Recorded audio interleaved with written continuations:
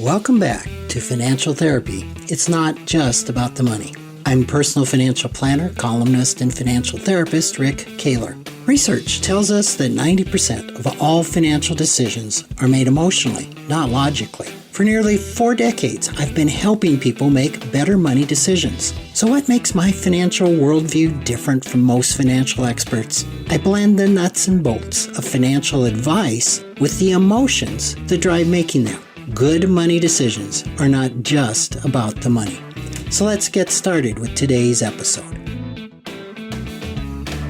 I'm Rick Kaler, and thanks for joining me for another episode.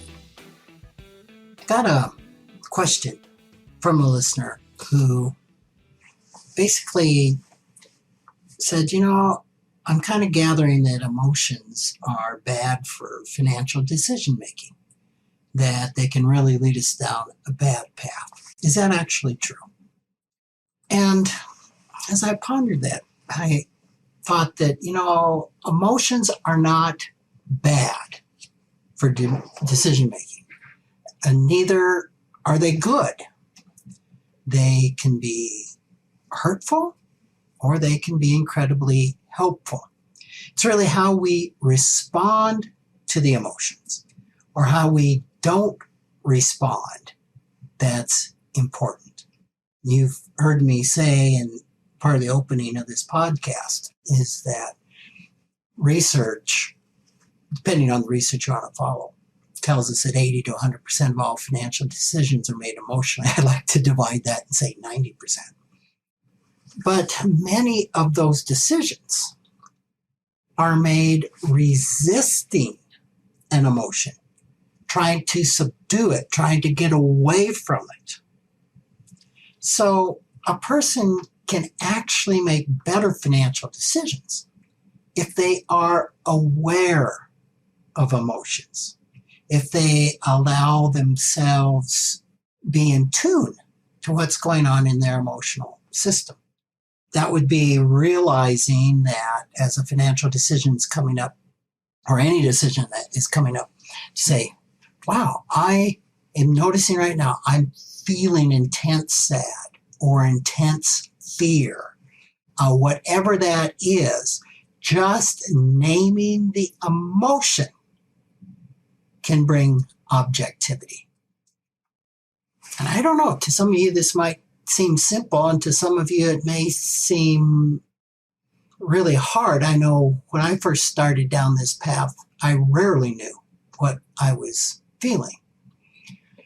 So this can be problematic. This is where we can run into a lot of trouble with financial decisions.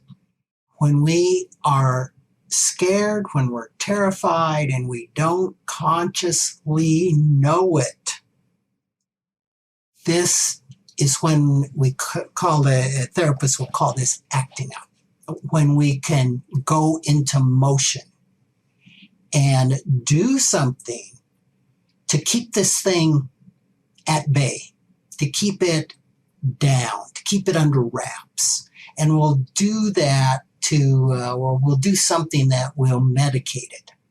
And this is actually where overspending comes from. A lot of really poor buying decisions come from, is keeping those feelings at bay. So that's what's behind a lot of overspending. Trying to resist, trying to subdue, repress difficult emotions. And that can sound a little bit like doublespeak. Emotions can also take us over, right? So I think we often think of making a decision emotionally as being flooded, right? I'm aware of the sadness. I'm aware of the fear. I'm making this decision feeling intensely. And I know I'm intensely feeling it, right? I'm conscious of that. But the opposite can be true. Emotions can take over our decision making when we are not aware of the emotion.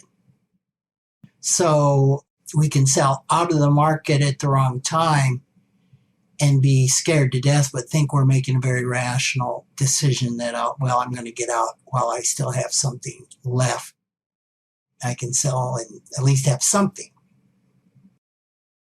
So we can be overwhelmed by them, or we can be super repressing them. Neither state is a good state for making good financial decisions.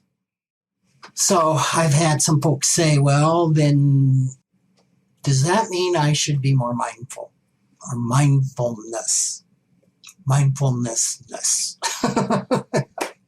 I think I just invented a word. Mindfulness is a mouthful, but yes, we'll find success in this area when we're between the extremes of being overwhelmed and not even knowing what we're feeling. So when we become aware of what we're feeling, which is one huge step in being mindful, right? Where we can say, wow, I am really feeling this. I am aware that I'm feeling sadness. I'm not overwhelmed by it, but it's not repressed. That's 50% of getting there. But awareness is not going to win us the prize. Awareness is not going to get us there, but it is hugely important. One of the next steps is to actually feel the emotion rather than talk about it. And this is a big one. It's a lot bigger than what it seems, because you might say, well, okay, if I'm aware of an emotion, then I've got to be feeling it, right? No, wrong. I don't know, just a few years ago that it hit me in all of the group therapy I had done, that I had talked a lot about emotions, especially sadness, but that I had really rarely felt sadness. And oftentimes sadness is felt, or an evidence of that is tears. And that was something that was very, very difficult for me to get to. And I had been doing some work, especially the work that I've done in internal family systems, which I've talked a little bit about, really, really helped me access some of my sadness in a way that 25 years of group therapy hadn't been able to get at. And I thought, wow, I wish somebody had explained to me 25 years ago when I started my path that there's a difference between talking about a feeling and feeling a feeling. So I was cleaning out the bookshelf that's right behind me just a few years ago. And I ran across it like one of the first books that I had ever picked up. And I can't even tell you what that was. And I'm paging through it, and I see all sorts of highlighted things in there I had highlighted. And my eyes landed on one sentence, which was highlighted, that said, there's a huge difference between talking about a feeling and feeling a feeling. Wow. So somebody had explained it to me. I just hadn't heard it. So it's just important that we feel those emotions, which requires us to stop and stop the thought that's attached to the feeling and actually feel the feeling. Let me give you an example of how this plays out in me. Anxiety can be a difficult emotion for me to feel. And I've actually had people tell me that my unique genius is being able to go into action around something, that I can talk to somebody about something and I right then can pick up the phone, send an email, and get the job done. Well, that can be a great trait, but sometimes the reason that I go into action so quickly is because I am uncomfortable with the anxiety. That we're talking about something, I start getting anxious, and I want to get it done. Get it done now. Why? Because there's a part of me that's feeling so much anxiety and fear that I want to, I would say you could say medicate that part, relieve that part, help it not be so triggered by solving the problem, by fixing whatever it is that needs to be fixed. So what's the downside of this? Well, the downside is that I can go into action way too quick. And I also can go into action on financial decisions too quick or business decisions too quick. So this is something I really have to pay a lot of attention within myself is, am I going into action because I'm feeling anxious and I'm uncomfortable with that and I want that anxiety to go away? Or am I going into action right now because this is a really good, balanced decision that's being made with calmness and clarity going on. There's no emotion that I'm trying to medicate. So a lot of folks will think that, okay, so when I feel an emotion or I'm aware of an emotion, that I really need to know where it's coming from, what incident, what's triggering the emotion, because then I can make a good decision. And I would suggest to you that that's not really true at all. You do not need to know where an emotion is coming from. And here's where we can really get hung up, because I know early on in the days, I may be becoming more aware. I remember that I'd leave like a 12-step meeting and feel a lot of anger, and there was nothing that happened at the meeting. Nothing happened at the meeting that I should be feeling anger about. And I would think, well, I can't be feeling anger for no reason. There's got to be a reason. Where is it coming from? Why am I feeling so angry? Or why am I feeling so scared? And we can just spend lots of times trying to figure this out. Like, we don't have permission to feel it unless there's a logical reason for feeling it. Now, that also is some of the way that my system works, right? In the Enneagram, I'm a type 1, and under pressure, type 1, type 3, type 5s go to competence in logic. You may really never experience this, but I really, really wanted to know why I was feeling the feeling. And it took me quite a while to understand that I don't need permission to feel a feeling. I don't need a reason to feel a feeling. If I'm feeling the feeling, it's real, right? It's not manufactured. It's really there. And that feeling doesn't need a reason to be. So I have found out that once I relaxed around figuring out, if I could feel the feeling, more times than not, once I'm done feeling the feeling, which can feel pretty futile, fruitless, silly, crazy. Like, what's the point? Once that feeling has passed, and it's usually a difficult emotion, I'll get clarity from where it came from. And I can't tell you how often that happened when I started doing this work. That when I finally succumbed, if you want to say, to feeling the feeling, because I also think if we feel that we can figure out where it comes from, we can rationalize it and it'll go away, right? Oh, okay, that makes sense. Great. Goodbye. And that really doesn't.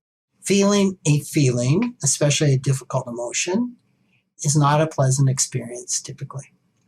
But as I did this work, I found that that feeling would transform. It would get lighter. and I typically would get clarity. And I don't know, this might not make sense to you, but I think if I flip it around, it'll make sense, right? It's the same dynamic with a light emotion. Sometimes we call these positive feelings. I try not to refer to them as positive and negative because a feeling is a feeling. But a light emotion, say like joy. Joy doesn't stay intense. I mean, we just aren't in that place all the time. It's a peak of lightness, right? Happiness doesn't stay intense. And as we feel that and feel the intensity, we have to give ourselves permission to feel the joy, feel the happiness.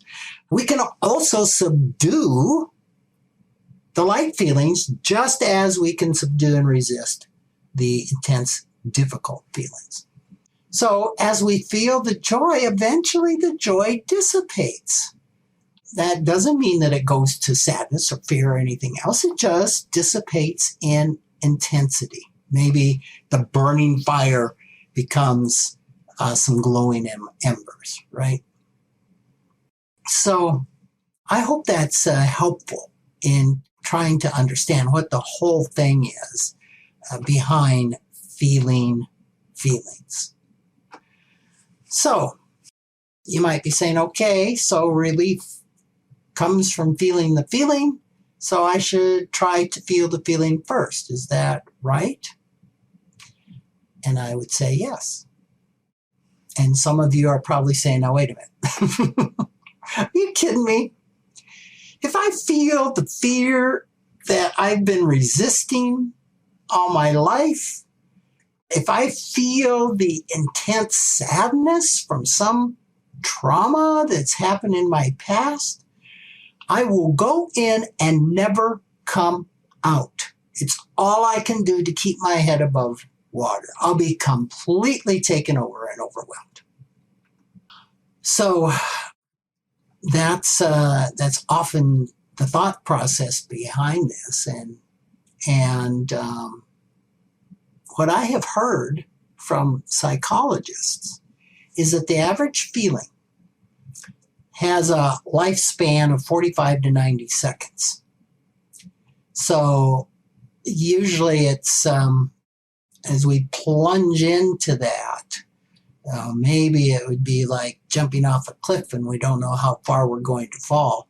But typically, it's not far. Typically, the feeling will begin to morph and change. And try this if you're aware of your feelings and some anger's triggered or something's triggered, just to take a little time out and acknowledge it. I'm feeling sadness, I'm feeling fear, and to hang with that. And many times after 45 or 90 seconds, you'll be like, wow, that's pretty cool. It's gone. However, it's not always that easy. Because you may say, okay, I'll turn off this podcast. I'm feeling the feeling. And you set your watch and 90 seconds comes and 180 seconds comes and 5 minutes has come and pretty soon you're like, okay, Rick, that's garbage. The feeling isn't gone. If we don't pass through a feeling quickly, that is a huge sign that it's historical, right? It's really old. Psychologists like to call this unfinished business. You could say unfelt feelings, right? Because we spent a lifetime repressing these things, smashing them down. We may have a lifetime of 90-second feelings. Well, we weren't feeling that all the time, but stored up feelings to get through. So sometimes when we start doing this work, there's a lot of feeling to do. And sometimes we just can't trace these feelings back to anything that we can put our finger on. So a couple tips I have for that is when you start feeling this, maybe it's through a mindful meditation, put a time limit on, maybe 5 minutes, 10 minutes, 15 minutes. that you're going to do this and feel the feeling. And then when you're done, you can go about your day and you can come back the next day or later and feel it again. And it may take a lot of these sessions to begin to work through just being with, just feeling these feelings.